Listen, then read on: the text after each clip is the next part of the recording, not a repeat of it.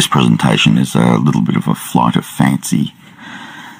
Some time ago, the manager of Qantas, Alan Joyce, came out as a homo and a supporter of so-called same-sex so-called marriage. And I reflected on how the management of big corporations in Australia would be dominated by people with the same leftist political ideology. And the scary thing was, just harking back to the Qantas example, that he initiated a thing where boarding passes were a kind of promotional tool for gay marriage. I reflected on the fact that most big corporations in Western society are run by people with the same leftist outlook, and in practical terms, how easy it would be for these people to club together and effectively exclude anybody without the requisite politically correct frame of mind, ideology, to do business with them. And I thought back to the Book of Revelation, the Mark of the Beast, where people can't trade unless they have the Mark of the Beast. I thought, well, technically there's no problem with this, and there certainly is the will on the part of these corporate leaders to do this. I might add that corporations, institutions in modern Western society are dominated by a leftist mentality. Even political party, every political party, the ruling elite is considerably more leftist than the rank and file. This is especially the case in conservative political parties. That the rank and file really somewhat more conservative than the elite leadership of the party. And this all goes back to the whole thing of leftism, that the reason why it has taken over modern Western culture is because it's deemed to be smart, especially with the collapse of religion in recent decades. The substitute has been this political consciousness thing, which is linked to the power of human reason and rationality, and how this is a substitute religion for people who've got no other kind of operating principle to live by. And so leftist intellectual political consciousness rules the day in modern culture. People desperately want to be smart. That is, smart in the worst sense of the word, as in smart Alec or smart Bunny.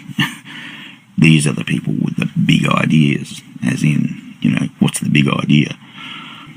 And of course is very popular in certain segments of society, and especially the ruling elites of organisations and institutions, which are all well to the left of the rank and file people, underlings.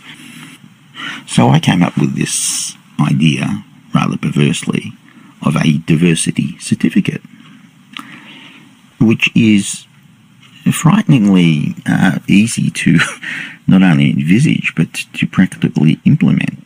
And with the Qantas example, it just rammed home to me, there certainly would be the will on the part of people who run Coles and JB Hi-Fi and whatever, to enforce political correctness on society. And technically, this is incredibly easy to do. You could simply have something on the internet, what I call a diversity certificate, that, for example, says that I publicly declare that I will support all measures to promote homosexual political consciousness in society, at which point you would be issued with a number, and unless you can produce this number, you cannot buy anything from Coles or Woolworths, who are the only real supermarkets operating in Australia for all practical purposes, or JB Hi-Fi, or book an airline ticket, or book a motel room, and on it goes. Now, I might point out that the example I gave, the promotion of homosexual rights, for example, targets, the only block of people in society who would oppose that, because most people would just sort of, in the spirit of Me Tooism, just go along with this stuff because they couldn't care less one way or the other. It would very effectively target Bible-believing Christians who could not in good conscience do this. And so no diversity certificate for them. Harking back to the mark of the beast, the book of Revelation. It's technically doable, and there is certainly would be the will on the part of the management of most large corporations and organisations in the Western world that makes life possible, makes life livable, which is a rather confronting idea when you think about it.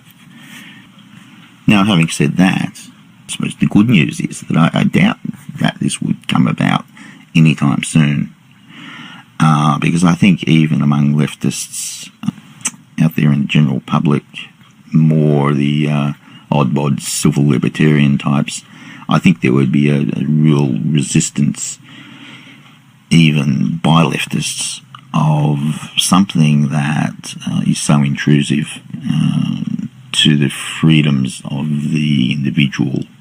So that's the good news, but at the same time, I think it's worth bearing in mind just how close we are to something like this, and a lot closer than we ever have been any time in the past. And I think that's just something interesting to reflect on. So that's all for now.